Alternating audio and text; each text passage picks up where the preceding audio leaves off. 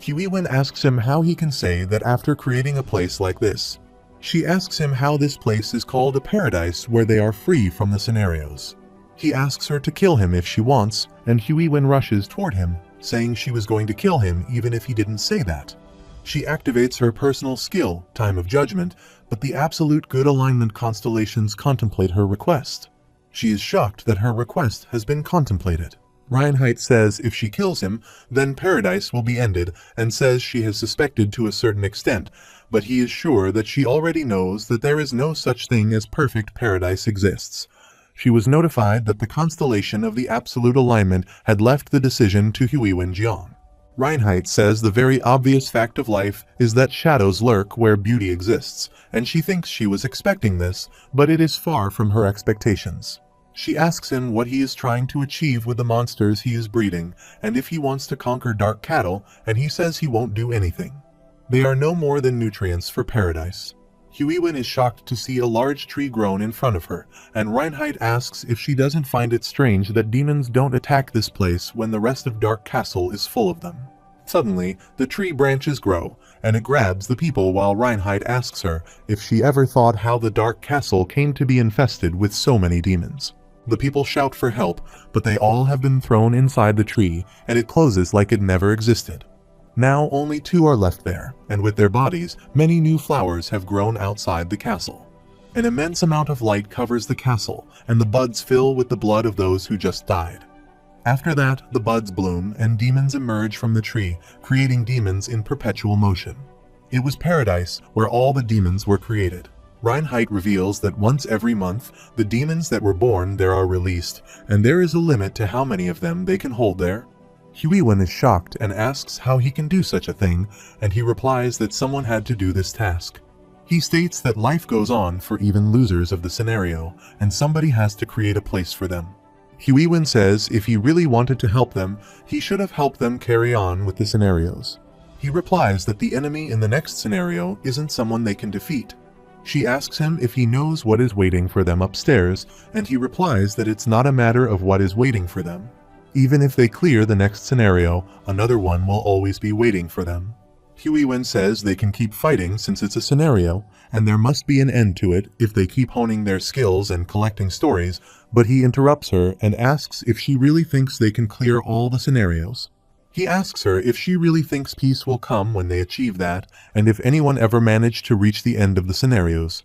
Huiwen tries to tell them about the constellations, and he says that they exist outside of the scenarios, which would mean there is a way for them to escape the scenarios. He laughs and says there was a time when he used to believe that, and he asks her if she really thinks the constellations are the ones who cleared all the scenarios. He reveals that constellations are also in a scenario of their own. Whether it's their 76th or 84th, they are all working on scenarios just like them. He reveals that constellations are powerful beings born while partaking in a scenario, not gods and mighty beings. No one has ever reached the end of the scenarios, and this world is a never-ending hell. Therefore, he couldn't help but create this paradise, which will fall if he doesn't do anything. He reveals that the number of humans is decreasing while the demonic species are growing in number. They lack resources for the upkeep of the land, and Huiwen can keep this place going for the next 10 years since the Archangel chose her. Moreover, someone who became a constellation like Dr. Kim would keep the land alive for the next 200 years at least. Huiwen asks him if he really thinks she will say yes to something like that, and he replies that with her help, they won't need to punish their people who have been charged with misdemeanors for a while. He says she can help him save the lives of thousands if not millions, while Huiwen is looking toward the demons who once were humans. The constellations of the absolute good alignment are looking at him. She thinks if her death could save millions of lives, then that would be the just and righteous thing to do. She wonders what is the purpose of her life, and remembers when Dokja told her that she is good with the sword. She is the most unforgiving among them when it comes to injustice, especially when it comes to those who abuse their power.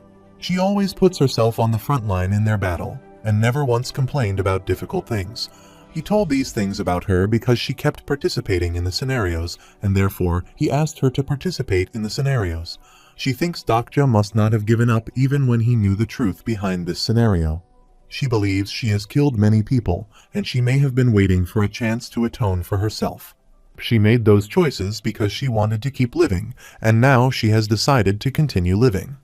Even if a lot of people end up dying because of her choices, she will learn to live with that fact. She picks up her sword and says she can't die there, while Reinhardt says she really must die. She must become the nutrient that supports paradise. He commands many monsters to attack her, and she uses her sword of judgment and attacks them.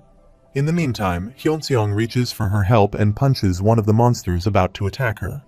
Jihai and others also come to her help, and she asks her why she had to go off on her own again. They all surround her and are ready to attack the monsters, but Reinhardt smiles and says it looks like he will be able to obtain a lot of nutrients. On the other side, Dokja is meeting with a constellation that tells him that he and some other constellations believe he will be able to reach the top. He then left, and Seong asked him what he meant by that. Dokja thinks it probably has something to do with the end of all the scenarios, that's why it must have been censored. Seong asks him what he will do about his fate, and seeing how a constellation from Olympus came to warn him in person, it really does seem dangerous. She asks him if he didn't get anything in detail, or if he just said that he would die. Dokja remembers he said that he would be driven to death by the being he loves the most. Seong asks him if he has any person like that, but Dokja says he doesn't love anyone. Seong says he may end up developing feelings for someone and asks him if he is someone who falls in love easily at first sight. Dokja says it never happened before, but it's not entirely impossible. The fate is so powerful that the message is repeated 3 times, and he wonders if he will fall in love with someone. He tells Seong that fate isn't something that is supposed to be taken literally since prophecies are never told straightforwardly and that someone can understand it right away. They are usually full of symbols and metaphors. Seong says she has 3 questions and that there must be a reason they referred to him as an incarnation. He is a constellation now, meaning he can already be considered dead as an incarnation.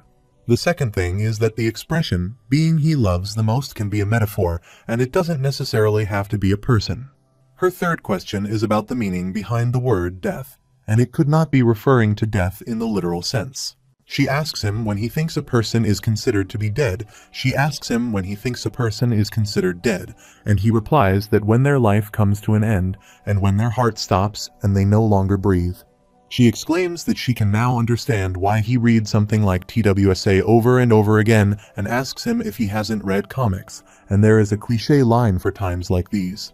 Someone truly dies when he is erased from people's memories, but Dokja says it was just a comic. It's the same thing in Starstream, and a constellation dies when all beings forget its existence, and it could be something akin to that. He asks her why people will forget about him, or if they end up getting mass amnesia. She states that he can be overlooked in a different sense, and says that dead people can't remember anything. At the same time, Huiwen and others are fighting the demons, but they seem tired. Seong asks him if they should head back. One of the demons attacks her, but Hyunseong saves her by attacking the demon. Dokja says they will be too late and will take 3 days to return. Even if they go as fast as possible, it would take them more than a day. He is notified that someone in Dark Castle achieves transcendence for the first time in the scenario, and Dokja says the strongest ally they should have asked for should be with them. Reinhardt suddenly feels an explosion behind him, and he looks upward to see what happened there.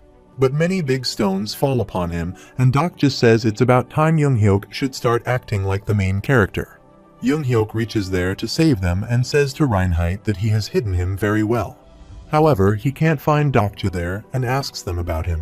Jihai is happy to see him, and he again asks them where Dokja is. She asks him why he needs Dokja for, and Sangha replies that he is in danger. Hyunseong tells them that he has already left 4 days before, and what they meant by him is in danger.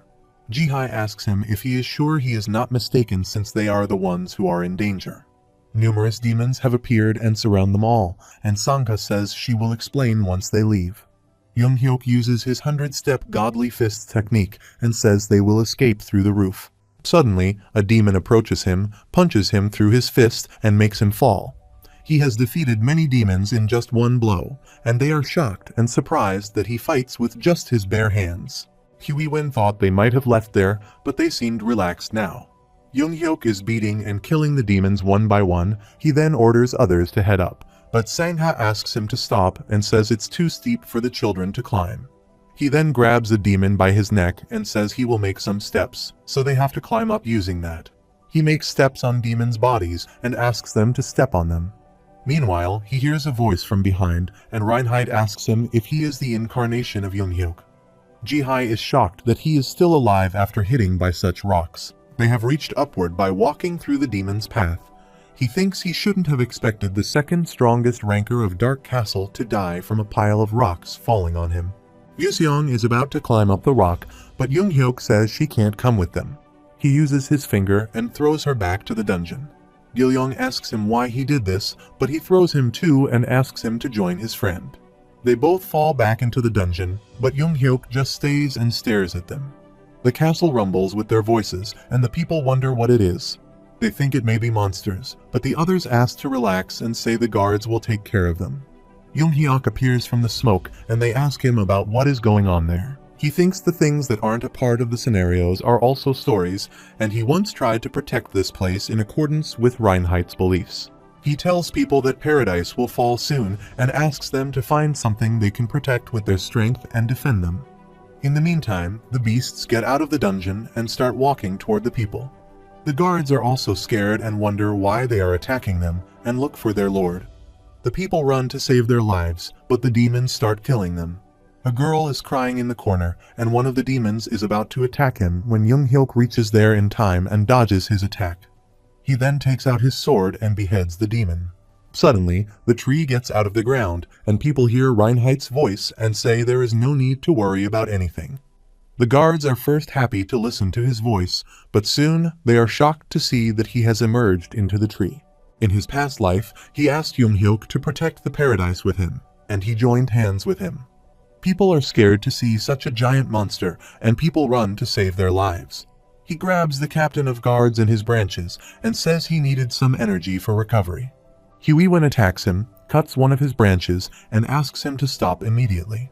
She asks him what he is doing when he is supposed to protect this place. He replies that it was before he showed up, but it is already over for paradise. Other demons are attacking and killing the people, and they are shocked to see that their lord is just a monster. Reinhardt says the beings who depend on small stories for survival are hopeless, and their lives are taking shelter under small trees. They have no understanding of how those three become a forest, so he has no choice but to start everything new. His branches are surrounded everywhere and stabbed through people's bodies. It is revealed the story behind the demon Marquis Reinhardt is called the paradise that is nurtured on souls. The name of his story is Perpetual Motion, and he is getting energy by absorbing people's energy and finds this a great feeling. Huiwen is shocked to see him and wonders if she can defeat him, and if humans can fight something like that and win. Junghyuk has cut one of his significant parts, and he says he is truly unique and has become something beyond human. He says the man named Dr. Kim was impressive too, but he is a real monster. Junghyuk calls him and says he took him under his wing last round, but he will kill him this time.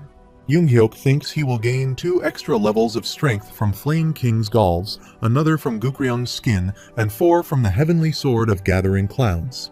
Lastly, another 3 levels of strength with a buff skill, and the first step of transcendence is to go beyond the limits of the flesh. The second is to train all his skills to the maximum level, and the third step is to kick over the ladder he climbed. He remembers what his constellation told him, that he has to forget his skills, his levels, and the stories he collected, and the thing important is that he finds his own story. He uses the skill Skybreaker and throws an attack toward Reinhardt. Many monsters die in his attack, and it also strikes him. He calls his attack impressive, and the rumors he heard about transcendence weren't all lies. However, he is only a human who isn't even a returnee. Even while using skills, no skill use notification appeared in his mind because his power wasn't coming from the system. It was all that power that regressor Junghyuk had accumulated on his own. He has killed far more demons than before, and Songha tells him that there are still people there and asks him to be careful not to hurt them. Junghyuk says he owns a legend grade story and is not that easily defeatable, and inside paradise, his power is equal to that of a tier 2 monster. Reinhardt attacks him again, but Junghyuk dodges him, and Songha asks him why he has been harboring all these monsters, which are paradise's main export. Meanwhile, Docubus reaches there and says this isn't good, and he guesses they will have to start looking for another farm. Reinhardt calls and asks them if they ever wonder where all the monsters that appeared in Tay scenarios are coming from and assures them that Paradise can be rebuilt. Young-hyuk says Paradise is the provider of the Star Stream's monsters, and Huiwen asks him if there is a way for them to get rid of that thing. Reinhardt shouts, says the place will be restored in no time, and requests them not to cancel the contract. Young-hyuk thinks he can overpower him if he uses the power of transcendence and giant body transformation, but it won't be efficient. Young-hyuk says they need to remove Perpetual Motion's route to kill him, and Huipin asks what they should do when they can't go underground. Young-hyuk says he has already sent someone to do that, referring to Gilyoung and Yuseong. In the meantime, Hyunseong asks them if they have seen Yuseong and Gilyoung by any chance since he hasn't seen them for a while. Huiwen remembers something and asks Young-hyuk if he has sent them underground. They hide from the monsters, and Young-hyuk thinks Dokja didn't leave them behind without plans. On the other side, Dokja has activated the Omniscient Reader's Viewpoint, level 3, and reaches there to see what they are doing at the moment. Young-hyuk is notified that a constellation that doesn't have a name yet lets out a sigh. At the same time, Gilyoung and Yuseong are surrounded by monsters and wonder what they should do now. He doesn't think he can keep the monsters distracted with any insects any longer, and Yuseong says it's not like he can tame all those monsters, and his brain might end up bursting if he did that. She asks him if they are going to die like this. Suddenly, some branches rush toward them, and they get scared to see this, but they don't touch them and stay at a distance. They wonder how long this thing has been there. Yuseong feels an eye is watching them, and she gets up saying he is not a monster. Gilyoung tries to stop her and says she can't tame that thing, and she replies that they will die anyway if they don't do anything. She says this is the reason Dokja left them there, and they both get up and go to tame that thing. She then activates her personal skill, Advanced Interspecies Communication level 5, and tries to tame a demon. She feels so much pressure that she starts bleeding, and she shouts and says she doesn't want to eat them. Gilyoung observes she is getting the monster's memories, and Gilyoung can see a large monster coming toward them. He also starts bleeding due to so much energy loss, and the monster appears in front of them. Yuseong shouts and says it is too painful and she wants to stop it, and this creature is beyond her control. She thinks she would be at peace if she just gave up there. She is about to give up when she feels Dokja's presence behind him. She turns behind, but he is nowhere to go, and she is notified that the constellation, which has no name yet, is looking at her and nodding his head. She again gets up and uses her powers to tame the demon again. She walks toward it,